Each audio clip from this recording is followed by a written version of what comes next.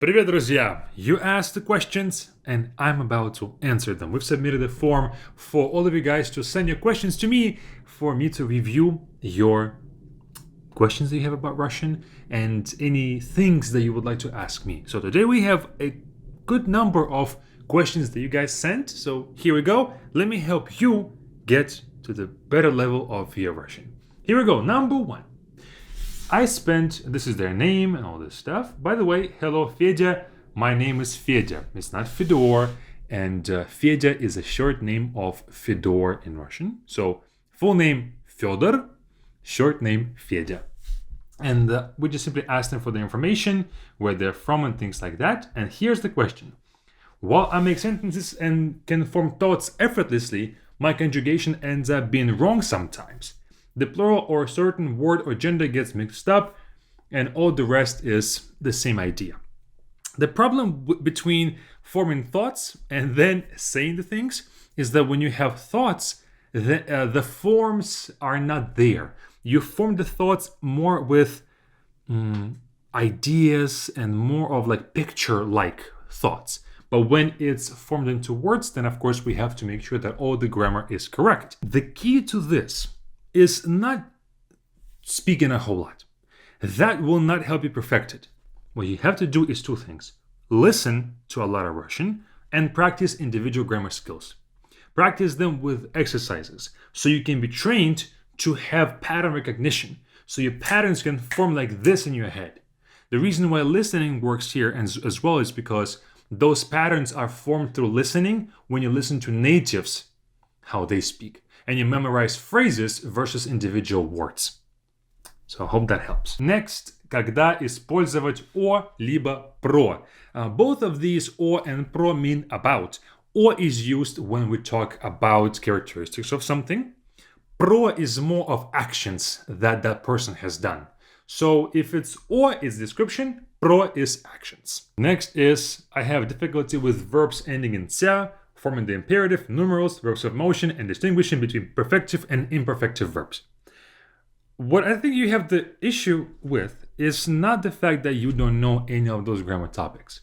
I think is the fact that you are even aware about those grammar topics and you have moved on to so many without solidifying any one of those. So my suggestion is not to give you some advice on each of those topics, but slow it down.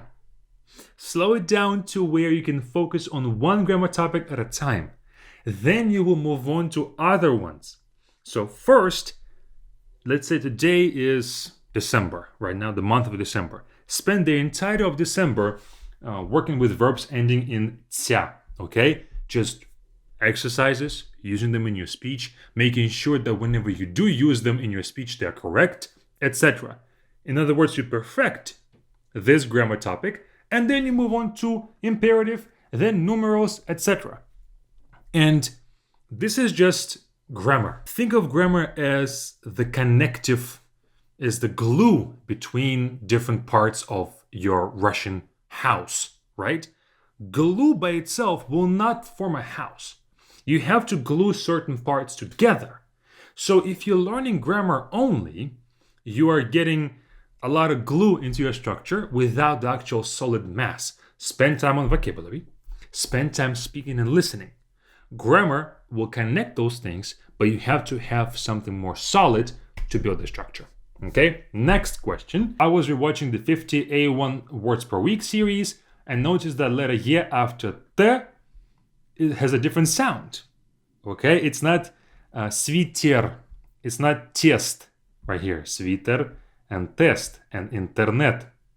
The reason why it's the way it is, and it's not it's not like internet, sviter, and test, which would be more natural for a Russian word.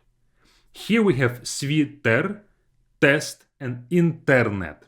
So it's more the S sound versus Y. The reason for that is because those are borrowed words. And when we borrow the words, we will most likely borrow the pronunciation to a certain degree. And that's why the T is hard and it's not test. I think also because for test, it's easy to confuse that with the word testa for dough.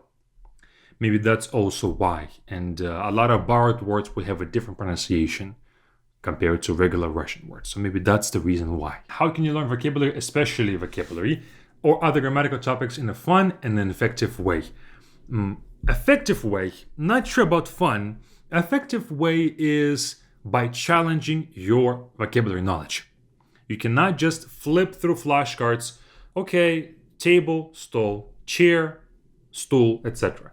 You have to challenge your own recollection of those words.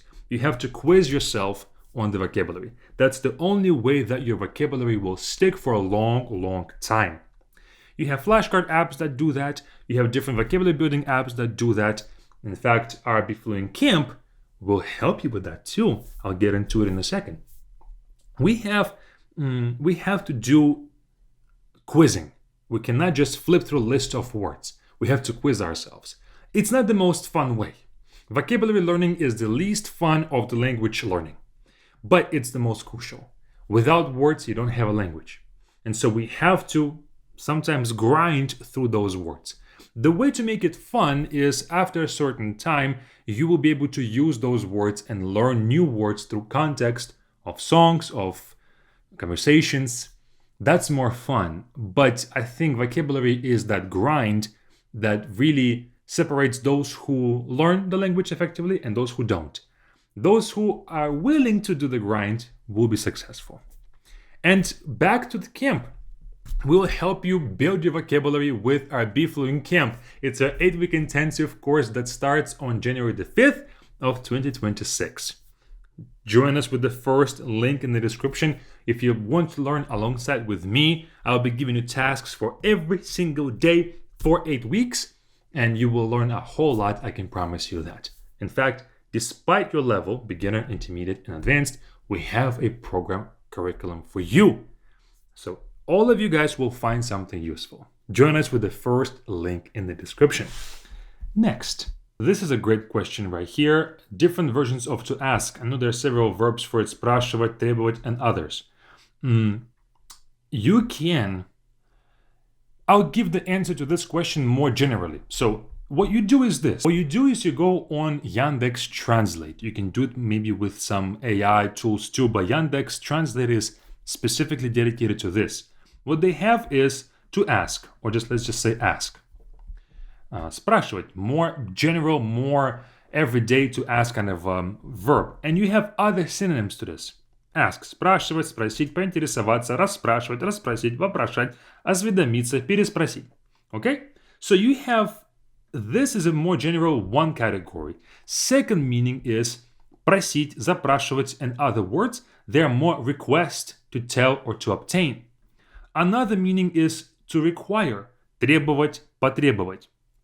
And what's great about this is, even though it has 12 different meanings, a lot of them actually are pretty similar.